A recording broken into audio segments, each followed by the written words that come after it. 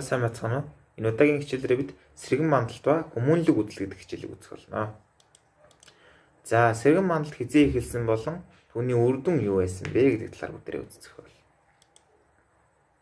За ер нь сэргэн мандалт гэж юу юм бэ гэвэл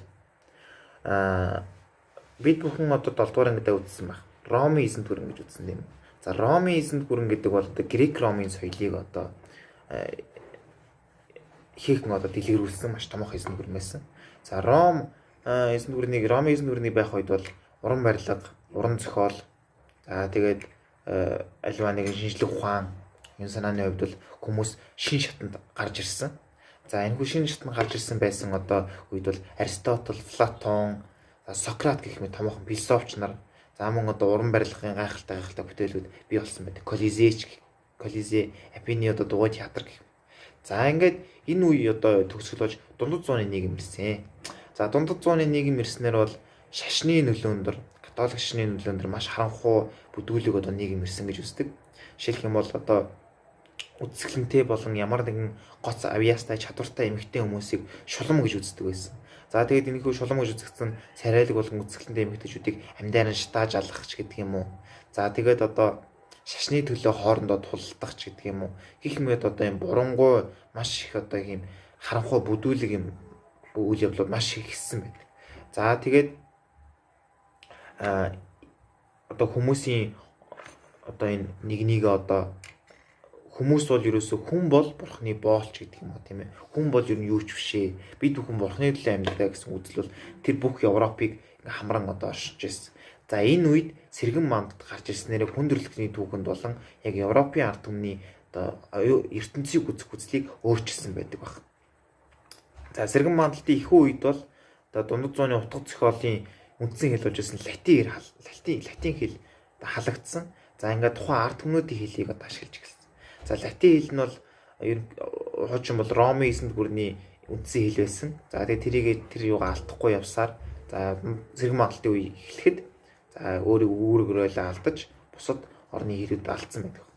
За одоо сэргэн мандалтын дунд үе гэж хэлдэг. За энэ үед бол утга зохиол уран баримт хүчтэй өрнөсөн.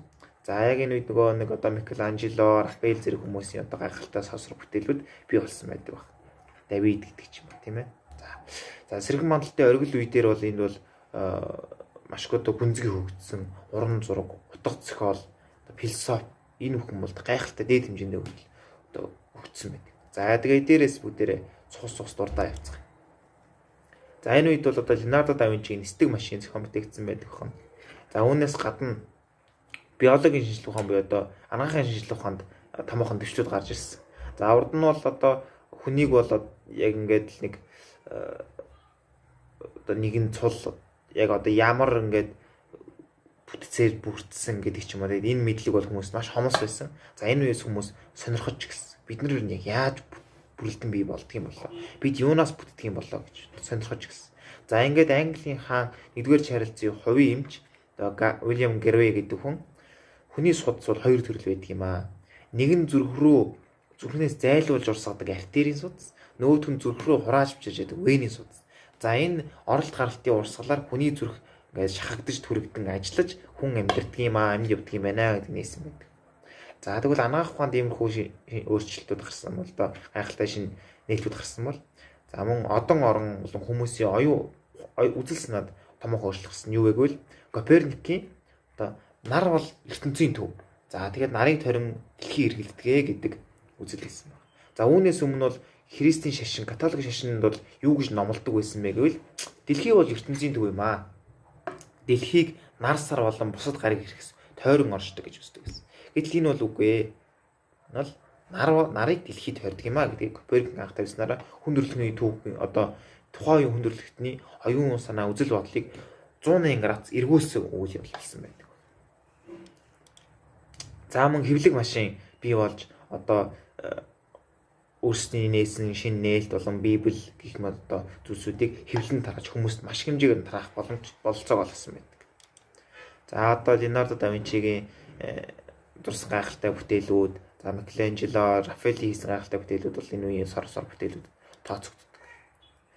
За тэгээд ер нь бол одоо сэргэн мандалтын үеийн гол онцлог нь бол соёл урлагт өөрчлөлт гарсан. Түүнээс гадна хамгийн гол юм нь ертөнцийн төв бол бурхан биш хүн юм аа гэж үздэг болсон байна.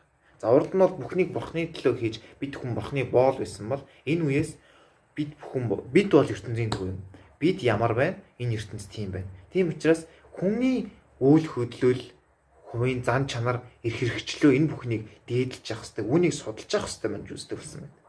За ингээд одоо хуучин бол сүмийн хяналт бүх зүйлс оршин тогтнодог. Сүмээс одоо хэлсэн үг болгоныг ягшлал хийдэг байсан бол энэ үеэс үгүй юм а бид өөрсдийн эрх чөлөөтэй бид нар өөрсдийн үзэл бодолтой байж болох юм а гэж одоо ийм тэрс үзэлтүүд гарч ирсэн байна. За ингээд ном хэвлэн гарах болсон энэ тэрс үзэлтүүд тэр нь Европын дархан дэлгэрч одоо томоохон чухал үүргүүд гүйцэтгсэн. За ингэж усаар шашны шинтгэлийг хүртэл бий болгосон байдаг байна.